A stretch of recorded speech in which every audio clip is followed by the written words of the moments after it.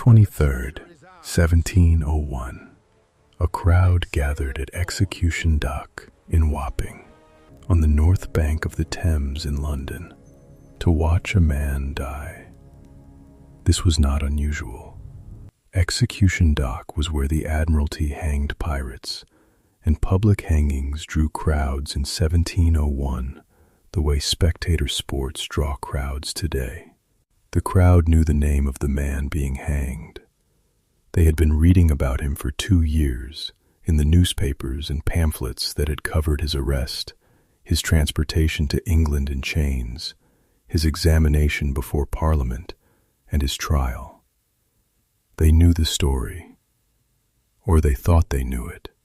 The man's name was William Kidd, Captain William Kidd, a Scottish sea captain who had been hired by the English government, backed by some of the most powerful men in England, including members of the King's Own Council, to hunt pirates in the Indian Ocean. A man who had owned property in New York, who had married a wealthy widow, who had moved in circles that most sailors never approached in their entire careers.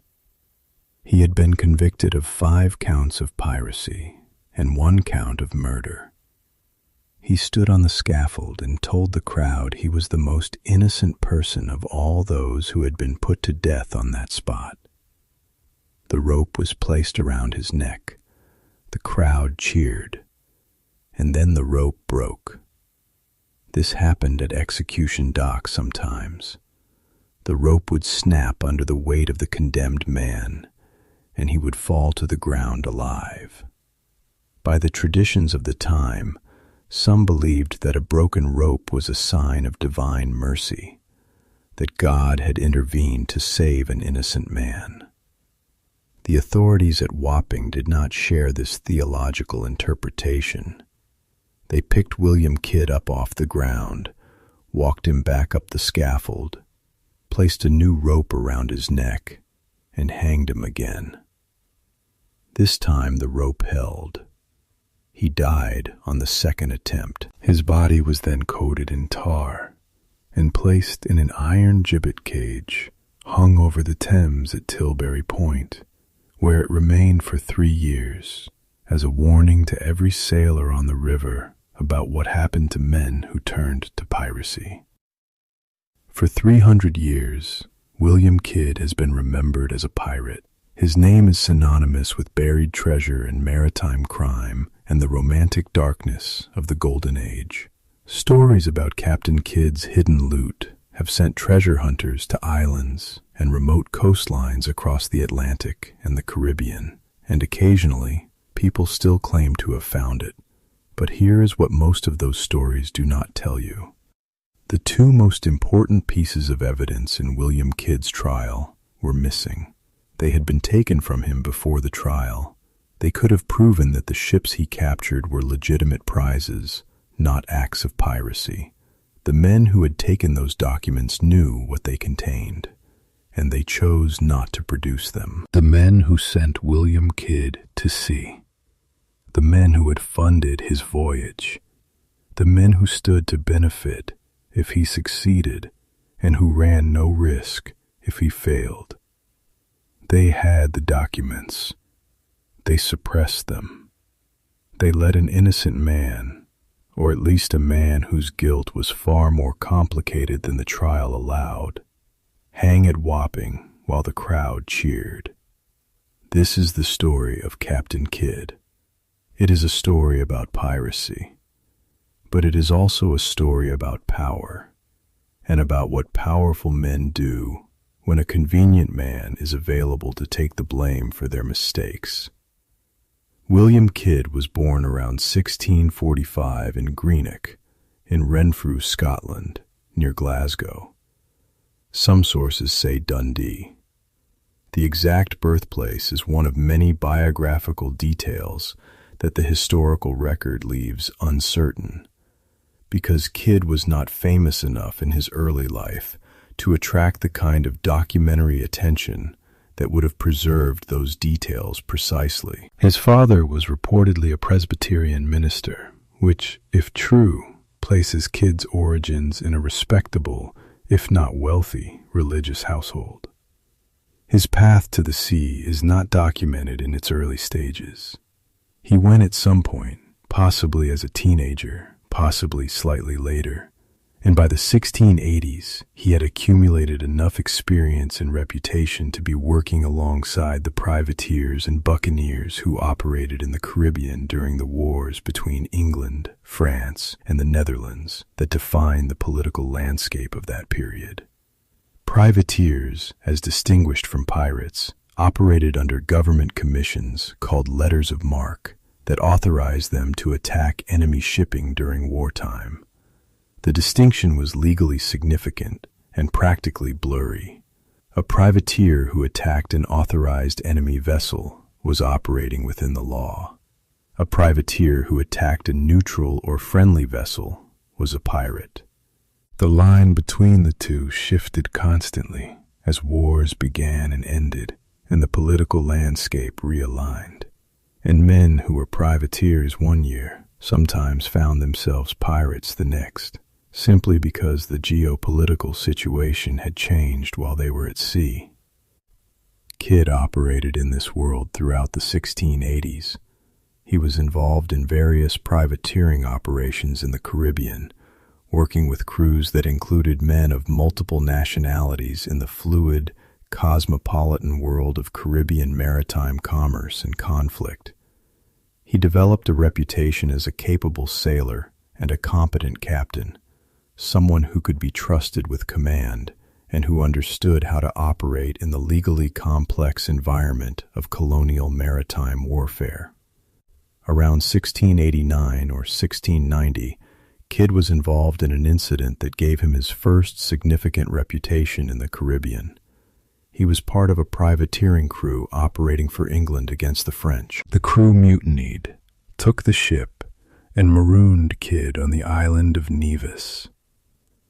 Left on a small Caribbean island with nothing, Kidd managed to obtain a new ship, recruit a new crew, and continued operating on England's behalf against the French. This early demonstration of resilience and resourcefulness was consistent with everything that followed. By 1690, Kidd had arrived in New York City, and what he found there suited him completely. New York in 1690 was a growing colonial city with deep maritime connections.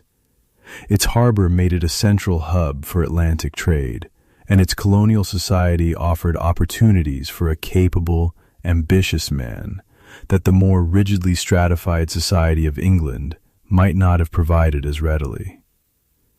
Kidd moved into the circles of colonial New York society with a speed and ease that reflected both his abilities and the social fluidity of colonial America.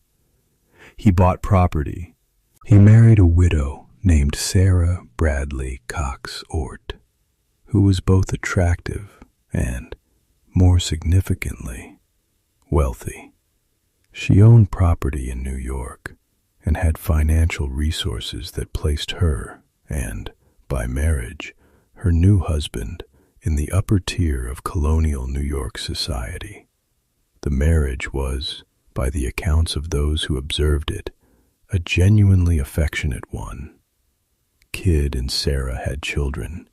He settled into the life of a prosperous colonial merchant and maritime businessman with apparent contentment. He was not a pirate. He was, by 1695, a respected New York citizen who owned ships and property, and whose social connections extended to the highest levels of colonial and eventually English political society. He attended the right churches. He associated with the right people. He was commissioned by colonial governments to patrol against pirates and enemy privateers, which is to say that he was on the side of the law, actively working to suppress the same activities that he would later be accused of conducting. In 1695, while in London on business, he encountered the men who would change everything. The Earl of Bellamont was the newly appointed governor of New York and Massachusetts, a Whig nobleman with political ambitions and an interest in the potentially lucrative business of anti-piracy operations in the Indian Ocean. He introduced Kidd to a group of powerful Whig investors who were interested in funding a privateering expedition against pirates operating in the Red Sea and Indian Ocean, where they were disrupting the trade of the East India Company and causing significant diplomatic problems with the Mughal Empire. The investors were not ordinary merchant adventurers. They included Richard Coote, the Earl of Bellamont himself, the Earl of Romney, the Duke of Shrewsbury, the Earl of Orford, Sir John Somers, the Lord Keeper of the Great Seal, effectively the chief legal officer of England, and most significantly, the investment was structured in a way that gave the King of England, William III himself, a 10% share of whatever the expedition produced. These were some of the most powerful men in England. They were backing a pirate hunting expedition with their own money and with the implicit backing of royal authority. The arrangement seemed to offer William Kidd everything he could have wanted: a well-funded voyage, a powerful ship, the backing of men who could protect him politically if difficulties arose, and the prospect of substantial prize money if the expedition succeeded. He accepted. He should not have. The ship commissioned for the voyage was called the Adventure Galley. She was a vessel of 287 tons, equipped with 34 guns, and designed for exactly the kind of fast, flexible operation that hunting pirates required. She had both sails and oars, the oars providing maneuverability in calm conditions when sailing vessels were helpless.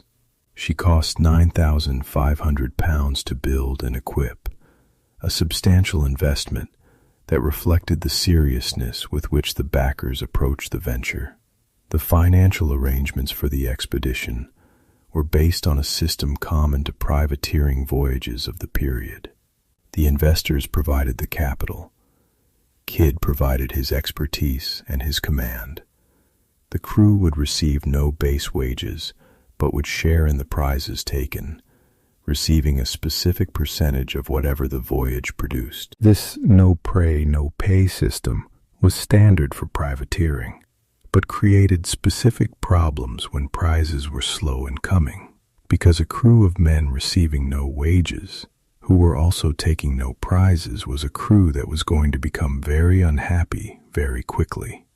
The commission Kidd received was broad in its authority. He was empowered to attack and capture pirates operating in the Red Sea and Indian Ocean. He was also given a second commission, a privateering commission against French ships, since England and France were then at war. This second commission was important because it gave Kidd a legal basis for capturing French vessels in addition to pirate ships, expanding the potential for prizes. He left London in April of 1696, sailed to New York to recruit additional crew, and departed for the Indian Ocean in September of that year. From the beginning, nothing went right. The Adventure Galley's hull was poorly constructed.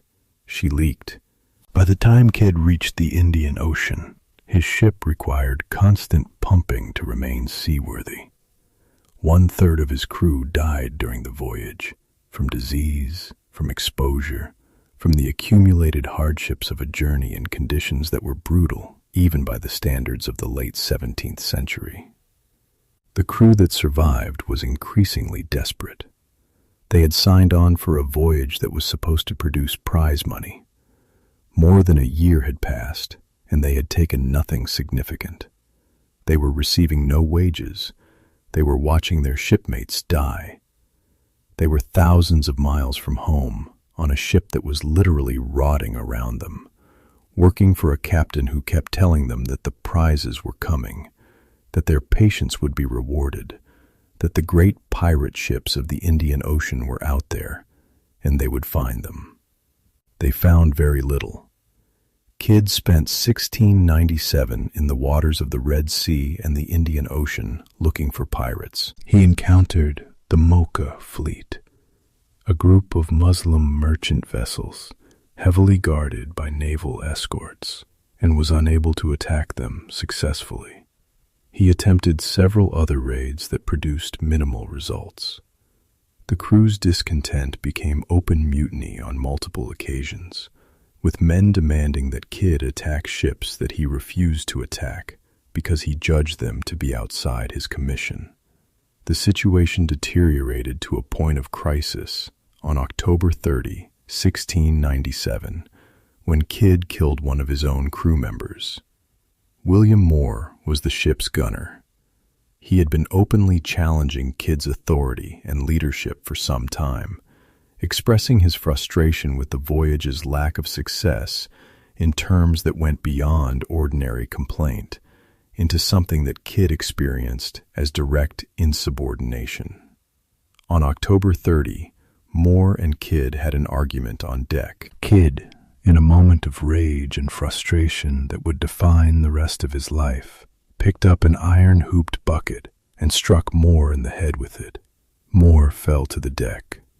He died the following day from the injury. Kidd reportedly said, afterward, that he would not be blamed for this, that he had friends in England who would protect him. He was wrong on both counts. He would be blamed, and his friends in England would not protect him. On January 30th, 1698, the Adventure Galley intercepted a large merchant vessel in the Indian Ocean. She was the Quetta Merchant. She was an Armenian-owned ship of 400 to 500 tons, carrying a cargo that contemporary accounts valued at anywhere from 70,000 to 100,000 pounds, a fortune by any standard of the period. Her cargo included gold, silver, silk, sugar, iron, guns, and various other trade goods. She was one of the most valuable prizes available in the Indian Ocean trade routes. She was flying a French flag. She also carried French passes, documents issued by the French East India Company that guaranteed her French protection. These French passes were issued to merchant ships of various nationalities as a way of providing them with protection under the terms of the current war between England and France. A ship carrying a French pass was, for the purposes of Kidd's privateering commission against French vessels, a legitimate target. Kidd captured her. This decision, which Kidd believed was entirely legal under his French privateering commission, was the moment that destroyed his life. Because the Quetta Merchant was not simply a French-flagged vessel. Her captain was an Englishman named Wright. Her cargo included goods belonging to powerful Armenian merchants who had connections to the Mughal Empire. Taking her caused exactly the kind of diplomatic incident with Mughal trading interests that the East India Company most feared, and the East India Company was already furious at Kidd for various other incidents during his voyage. The French passes that the Quetta Merchant carried were the critical evidence. If those passes were produced in court, they would demonstrate that Kidd had captured the ship under his legitimate privateering commission, that the taking of the Quetta Merchant was not an act of piracy, but a legal prize taken under the authority of his government commission. The passes were the difference between a privateer operating within his authority and a pirate committing a capital offense. Kidd kept the French passes. He understood their importance. By the time the Adventure Galley was so deteriorated that she could no longer be maintained, Kidd transferred his crew and his cargo to the Quetta Merchant, renamed her the Adventure Prize, and set sail for the Caribbean. His ship was rotting. His crew was reduced to a fraction of what it had been. He was carrying a cargo of enormous value, and somewhere in the journey, he learned what had happened in England while he was in the Indian Ocean. He had been declared a pirate. The declaration was not based on new evidence or on a careful legal analysis of what Kidd had and had not done. It was based on the political situation in England and on the specific problem that Kidd's voyage had become for the powerful men who had funded it. The political landscape of England in 1698 had shifted dramatically since Kidd had departed. The Tories, political opponents of the Whig investors who had backed Kidd's voyage, had learned about the connection between Kidd and men like the Earl of Bellamont and the Lord Keeper of the Great Seal. This connection was politically explosive. Whig lords who had funded a pirate hunting expedition, the Tories could argue, were complicit in the piracy when the expedition went wrong. The king himself had a financial stake in the venture. The potential for political damage was enormous. The easiest solution for the Whig investors was to distance themselves from Kidd as completely and publicly as possible. If they could reframe Kidd not as their privateer acting under their commission, but as a rogue pirate who had betrayed their trust, they could protect themselves from the political fallout. The declaration that Kidd was a pirate served this purpose. It made him the criminal and them the victims. Parliament passed a proclamation ordering all colonial governors to arrest Kidd. His name was publicly associated with piracy in terms that made it impossible for anyone who had backed him to maintain that association without being tainted by it. The Whig investors, facing the choice between protecting Kidd and protecting themselves, chose themselves without apparent hesitation. Kidd learned all of this when he reached the Caribbean. He was in an extraordinary position. He was in possession of a ship full of valuable cargo. He had the French passes that could, potentially, prove his actions were legal. He had the expectation, based on the assurances he had been given before the voyage, that the powerful men who had sponsored him would defend him if things went wrong. He made a decision that reflected his faith in those men, even after everything he had learned about how they were treating him. He sailed toward New England to confront the situation directly, to present his evidence, to make his case to the Earl of Bellamont, who was now the governor of New York and Massachusetts, and who had been one of the primary investors in the voyage. He believed that Bellamont would help him. He was catastrophically wrong about this. Before sailing to Boston, Kidd stopped at the island of Hispaniola, where he left the Quita merchant with its cargo in the care of men he trusted. He transferred to a smaller sloop and sailed to Gardiner's Island off the coast of Long Island, where he buried a portion of his treasure for safekeeping. The buried treasure at Gardiner's Island is the most documented instance of Kidd burying loot, and it was recovered almost immediately by Bellamont's agents after Kidd's arrest. The romantic legend of Captain Kidd's buried treasure, the treasure that has sent hunters to islands across the Caribbean for 3 centuries, derives from this documented cache, and from the possibility, fueled by Kidd's own suggestions, that there was more buried elsewhere. He arrived in Boston in June of 1699 and made contact with Bellamont. Bellamont arrested him, not out of moral conviction, not out of a sudden discovery of legal principle, but because the political calculation had shifted to the point where protecting Kidd was simply too dangerous. The Tories had made Kidd's case into a weapon against the Whigs, and the Whigs had decided that sacrificing Kidd was less politically costly than defending him. Bellamont took the French passes, the documents that could prove Kidd had acted legally in taking the Quita merchant. He took them, and he did not include them in the evidence that was sent to London for the trial. Kidd was transported to England in chains. He arrived in London in April of 1700 and was placed in Newgate Prison, where he would spend more than a year waiting for his trial.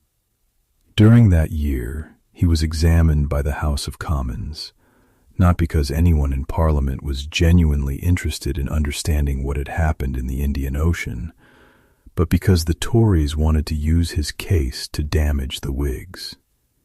Kidd was brought before Parliament and questioned about the investors who had backed his voyage. The names of powerful Whig lords were read into the record. The political theater around his examination was extensive. None of it helped him. The men whose names were being used as political ammunition against their Whig enemies had no interest in helping Kidd directly. The Tories wanted to embarrass the Whigs, not to exonerate a convicted pirate. Kidd was simply the vehicle through which political damage could be done. He sat in Newgate for over a year, apparently believing that somehow the situation would resolve in his favor, that the evidence of his legal commissions and the French passes would ultimately be produced and would clear him. The trial of William Kidd began on May 8, 1701, at the Old Bailey in London. He was charged with 5 counts of piracy and 1 count of murder. The murder charge related to the killing of William Moore, the gunner he had struck with the iron-hooped bucket in October of 1697. Kidd's legal representation was inadequate. He had been given minimal time to prepare his defense and limited access to legal counsel. The trial proceeded at a pace that reflected its essentially predetermined character. The outcome had been decided before the court convened. The witnesses against him were primarily members of his own crew, men who had been captured and who had been offered the prospect of more lenient treatment in exchange for testimony against their captain. The testimony they provided was sometimes accurate and sometimes perjured, shaped by the specific needs of the prosecution rather than by careful reconstruction of what had actually happened. Kidd attempted to defend himself. He argued that the ships he had taken were legitimate prizes under his commissions. He specifically argued that the Quita merchant had been taken legally because she carried French passes under a French flag, and that his French privateering commission authorized exactly that kind of capture. He demanded the production of the French passes as evidence of his innocence. The passes were not produced. Bellamont's agents had taken them. The prosecution had them. They were not entered into evidence. They were deliberately withheld. Historians who have examined the trial records in detail have confirmed that 2 key pieces of evidence, the French passes from the Quita merchant, were indeed suppressed at the trial. The passes were later discovered in the Public Record Office in London in the 20th century, exactly where they had been filed after being taken from Kidd. They had been there all along. They had not been lost or destroyed. They had been deliberately removed from the case. Had those passes been presented at trial, they would have provided a strong argument for Kidd's innocence on at least the piracy charges relating to the Quita merchant. They would not necessarily have saved him. The killing of William Moore was a separate matter, and the overall conduct of his voyage had been legally questionable in various ways. But the specific charges of piracy related to his most valuable prize, the case on which the most dramatic allegations rested, would have been significantly undermined. Kidd understood what was happening. When he had been in the courtroom for long enough to see clearly that the proceeding was not going his way, and that the defense he had expected was not materializing, he stated simply, "I will not trouble this court any more, for it is folly." He was convicted on all 6 counts. When the death penalty was pronounced, he spoke up one final time. "My lord, that is a very hard sentence. For my part, I am the most innocentest person of them all, for I have been sworn against by perjured persons. The most innocentest person of them all. The grammar is imperfect, and the desperation is complete." He was not a man comfortable with formal legal rhetoric. He was a sailor, suddenly, irreversibly, in a situation that all his years at sea and all his connections with powerful men had not prepared him for. He was being killed not because he was the most guilty man available, but because he was the most convenient. The question of whether William Kidd was a pirate or a privateer who was wrongly executed has been debated by historians for 3 centuries, and the debate has never produced a clean consensus. The honest answer is that the situation was genuinely complicated, and that the trial suppression of evidence made it impossible to resolve the complication fairly. On the question of the Kita merchant, the evidence strongly supports Kidd's defense. The French passes were real. His French privateering commission was real. The legal argument that he was entitled to capture ships sailing under French protection was legitimate. The decision to take the Quita merchant, which he made under the pressure of a desperate crew that had been at sea for more than a year without significant prizes, was at minimum defensible under his commission, even if it was legally ambiguous, because the ship's owner was an Armenian merchant rather than a French national. On the question of William Moore's death, the situation is less clear. Killing a crew member in a moment of rage was a serious crime by any standard. Kidd's claim that it was not murder but manslaughter, that he had struck Moore in anger without intent to kill, may well have been accurate. But in the political climate of his trial, the distinction was not going to be carefully examined. On the broader question of his conduct during the voyage, there are incidents that are harder to defend. In 1697, his crew committed what were described as atrocities against the inhabitants of small islands near the Indian Ocean coast. These incidents, which Kidd may or may not have been able to prevent given the state of his crew's discipline, are documented in the historical record and complicate any simple picture of Kidd as an entirely innocent victim. He was not a saint. He was not an innocent man in the sense of a man who had never done anything that a court could hold against him.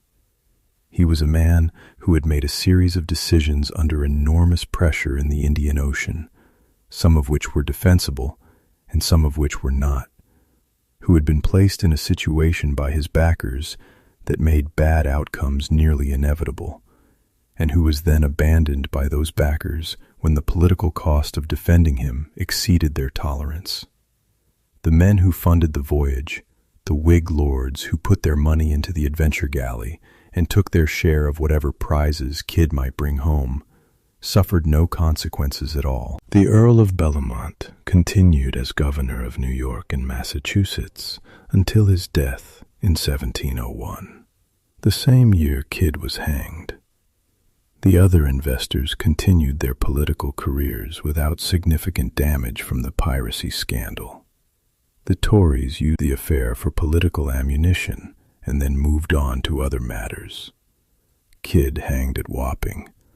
The rope broke on the first attempt. He fell to the ground, alive, and was hanged a second time. His body was suspended in an iron gibbet cage over the Thames for 3 years. Sailors passing on the river could see it. The message was explicit. This is what piracy costs. This is where the road ends. But the men who sent William Kidd on his voyage, who structured it in ways that made failure likely, who abandoned him when the political situation demanded a scapegoat, who suppressed the evidence that might have saved him, those men were not in gibbets over the Thames. They were in Parliament. They were in their houses in London. They were continuing the profit from the same commercial and political systems that had produced the adventure of the adventure galley in the first place. The buried treasure of Captain Kidd has been one of the most persistent legends in the history of piracy, and it deserves serious examination because the truth is more complicated and more interesting than either the full legend or the complete dismissal of it. What is documented is this. Before his arrest, Kidd buried a portion of his treasure at Gardiner's Island off the coast of Long Island. This treasure was recovered almost immediately by agents working for Bellamont and confiscated for the Crown. The inventory of what was found included gold dust, gold bars, silver, jewels, and various trade goods. The total value was significant but not enormous. After his conviction and execution, the Crown inventoried everything associated with Kidd that it could find. The total fortune recovered and transferred to the Crown from all sources amounted to approximately £6,471. Given that the cargo of the Quidam merchant alone was estimated at between £70,000 and £100,000, the discrepancy is enormous. Where's the rest? There are several possible explanations, none of them provable with certainty. The most prosaic explanation is that most of the Quidam merchant's cargo was sold by Kidd's men before his arrest, paying the crew the wages they had been owed for years and distributing the value in ways that could not be recovered. Kidd himself said that he had paid off portions of his crew with shares of the cargo. The men who received those shares scattered across the Atlantic and took their money with them. Another explanation is that the Quidam merchant herself, which Kidd had left at Hispaniola with men he trusted, was plundered by those men, or by others, after Kidd's arrest. The ship was eventually abandoned or destroyed in Caribbean waters. Her cargo, or what remained of it, may have been taken by various parties and dispersed beyond any possibility of recovery. The treasure hunter's explanation, the one that has sent people to remote islands from the Caribbean to Madagascar to the coast of New England for 3 centuries, is that Kidd buried substantial additional treasure in locations he never revealed before his execution. Kidd himself made cryptic suggestions about additional hidden treasure during his imprisonment.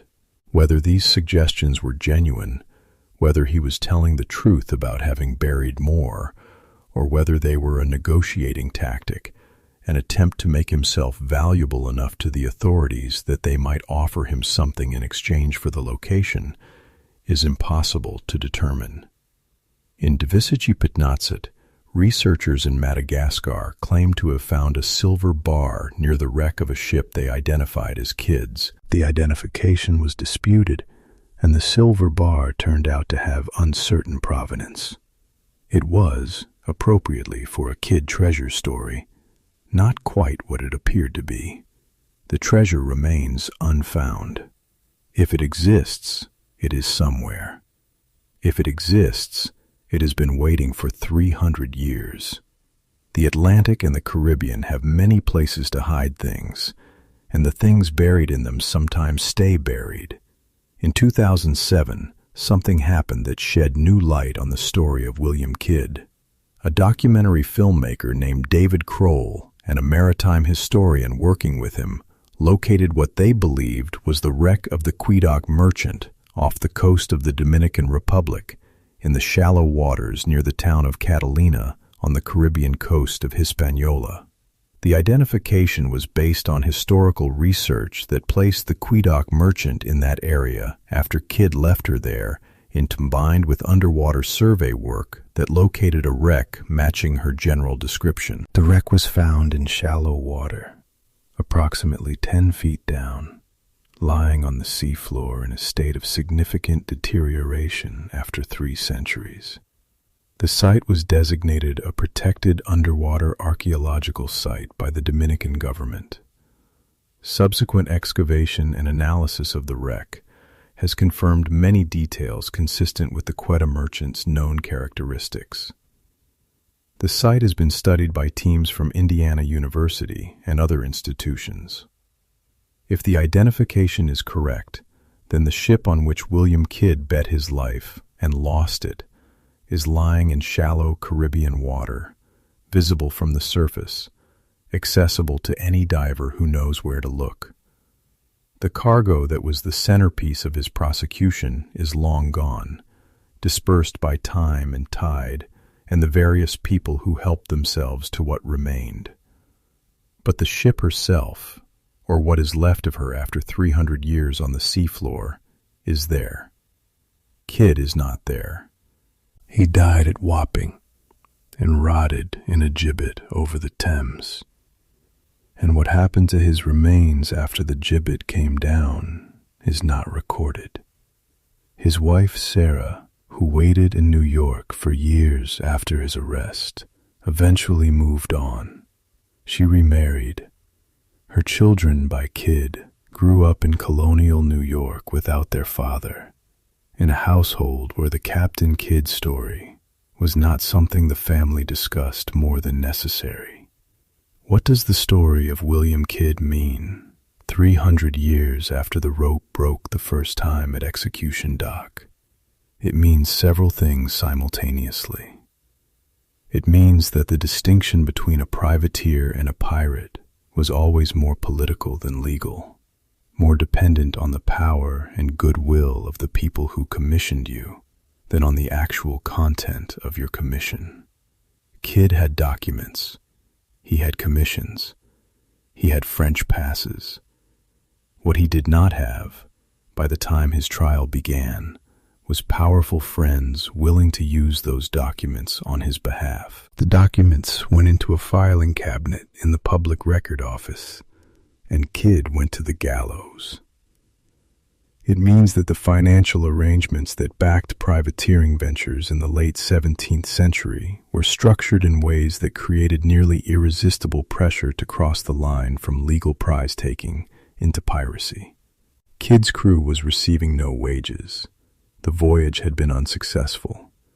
The investors were expecting returns on their capital.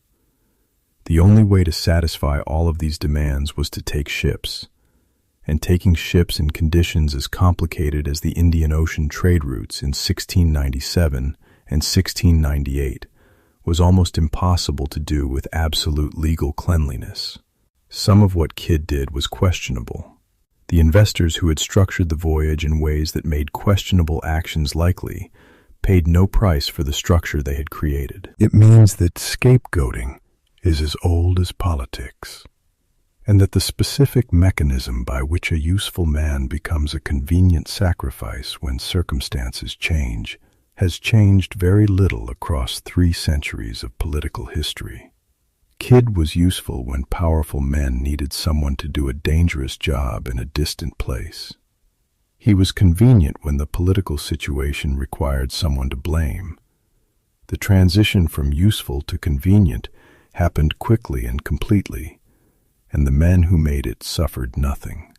And it means that the legend of a pirate with buried treasure is more durable and more interesting to the popular imagination than the reality of a man who was probably more innocent than guilty, who was betrayed by the people he trusted, who died badly on a scaffold that broke the first time and had to be used again. The romantic version is more satisfying than the actual version. It always is. But the actual version tells you something more important about how power works, and about what happens to people who depend on powerful men to protect them when protection becomes inconvenient. It tells you something about the specific loneliness of a man in Newgate prison for over a year, knowing that the evidence that could save him exists and has been deliberately withheld, knowing that the men who promised to stand by him have chosen not to, knowing that the system he had trusted and served and worked within was going to kill him with his own cooperation because he had done what they asked, and it had not worked out the way anyone planned. He stood on the scaffold at Wapping. The rope was placed around his neck. The crowd cheered. The rope broke. He fell to the ground alive and looked at the sky above the Thames, perhaps for a moment, in the second before the guards pulled him back to his feet, thinking that the intervention he had been waiting for had finally come. It had not come. The guards put him back on the scaffold. They hanged him again. This time it worked. His body was coated in tar and hung in a cage over the river, where it remained for 3 years as a warning. The French passes that would have changed the trial were filed in the Public Record Office, where they remained for 250 years until researchers found them.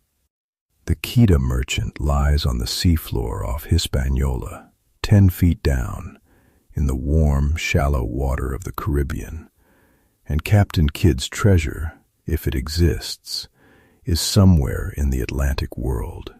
waiting in the dark, in the specific patience of buried things, still waiting, still there.